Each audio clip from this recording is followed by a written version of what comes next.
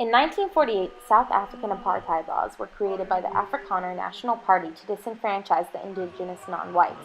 Apartheid, literally meaning separateness, only caused greater racial division within South Africa and spurred groups like the ANC, the African National Congress led by Nelson Mandela, to head peaceful protests as well as armed resistances. However, the reign of non-majority oppressive leaders came to an end officially in 1994. This process started 4 years prior with the release of Mandela from his 27-year prison sentence.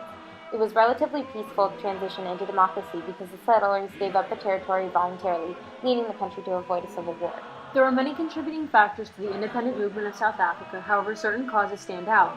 When Britain transferred political power to its former South African colonies, in 1909, the stage was already set for the era of segregation.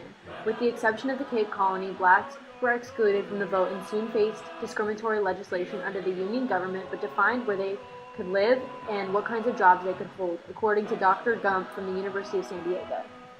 Apartheid laws were designed to keep the era of segregation going. These laws weren't only made to separate the whites from the blacks, but the whites from all non-whites, including people of Asian descent.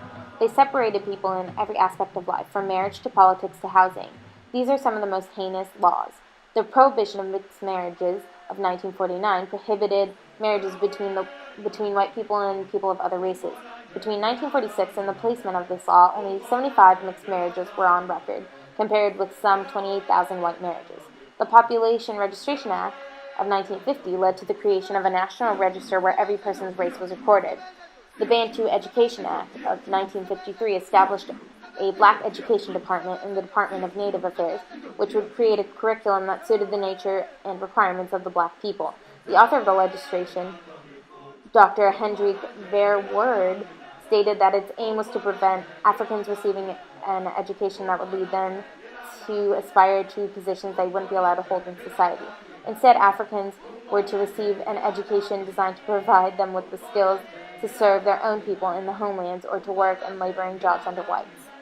The African National Congress, more commonly known as the ANC, was formed in 1912. It was created out of the disbelief and grievances of the Africans when governing bodies were created by minorities with no native representation. The ANC's military branch was headed by Nelson Mandela, but after he was released from prison, he represented the ANC party when he was the first democratically elected president of South Africa. According to Dr. Gump, in response to segregation, blacks formed the African National Congress in 1912. The ANC remained largely ineffective until a new generation of leaders emerged in the 1940s. The Defiance Campaign in 1952 was the first large-scale multiracial political mobilization against apartheid laws under the common leadership of the ANC. PAC, which stands for Pan-Africanist Congress, is a group that spawned off the indecisiveness and lack of consensus within the ANC. This split further divided the non-whites of South Africa. The Sharpeville Massacre was a major turning point in South African history, which occurred in 1960. The police shot into a crowd of peaceful and unarmed protesters, killing and injuring hundreds. This sent the government into a frenzy, banning the ANC and PAC and drawing international attention. Sharpeville also exposed the brutality of the white government, which had to adapt apartheid or face deep international sanctions, according to Dr. Gump. The Black Conscientious Movement included the Soweto uprising, where 2 teenagers were killed by police gunfire at a protest and hundreds more were injured. There are 3 key important leaders of the South African independence movement, the most important being Nelson Mandela. He was born on July 18, 1918, and joined the African National Congress in 1944 when he helped to form the ANC Youth League. The ANC had adopted a more radical mass-based policy with a program of action in 1949. He was chosen as the national volunteer-in-chief of the Defiance Campaign of civil disobedience against 6 unjust laws, which was a program between the ANC and the South African Indian Congress. The massacre of Sharpeville was the country's first state of emergency and led to the banning of the ANC and Pan-Africanist Congress. Mandela was among the thousands detained during the emergency. On October 9th, in 1963, Mandela and 10 others were on trial for sabotage in the Vivona trial. His words in court were as follows: "I have fought against white domination and I have fought against black domination. I have cherished the ideal of a democratic and free society in which all persons live together in harmony and with equal opportunity. It is an ideal which I hope to live for and achieve, but if it needs to be, it is an ideal for which I am prepared to die." Walter Sisulu was born on May 18, 1912. In 1940, Sisulu joined the African National Congress. He quickly rose in rank and became a member of the Transvaal Executive, in addition to being secretary of the Youth League. Sisulu was one of the appointed secretaries of the Congress Alliance, and in their first move was to call for a national work stoppage on June 26, 1950, to protest the apartheid laws.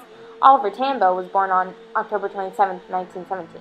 In 1942, he met Walter Sisulu and several other important figures, one of them being Nelson Mandela. They, as a group, regularly visited the president of the ANC, where they made a plan to revise the ANC and make it more accessible. Tambo was also responsible for writing up a document calling for the African claims in South Africa, which was adopted by the ANC at one of their conferences. Some of the national consequences. In 1973, the United Nations declared apartheid a crime against humanity, a motion that took on real meaning in 1977 when the UN adopted a mandatory embargo on arms sales to South Africa. And in 1979, the government had decided to allow black workers to form unions as they became fearful of labor unrest that would ultimately lead to uprising. The Prime Minister of South Africa was concerned about demographic trends, which led to the implementation of a new constitutional arrangement in 1984. This sparked further opposition towards apartheid. In February of 1990, restrictions were lifted on 33 opposition groups, including the ANC and PAC.